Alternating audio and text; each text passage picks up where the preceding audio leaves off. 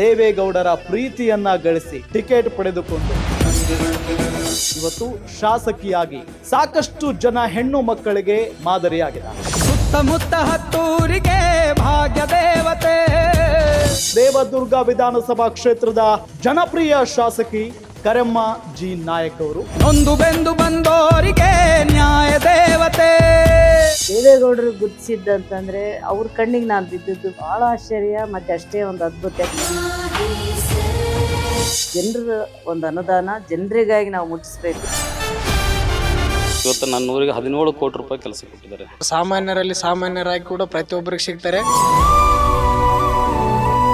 ಇಡೀ ನನ್ನ ದೇವದುರ್ಗ ಮತದಾರ ದೇವರುಗಳಿಗೆ ನಾನು ಅನಂತ ಕೋಟಿ ಧನ್ಯವಾದಗಳು ಹೇಳಕ್ ಇಷ್ಟ.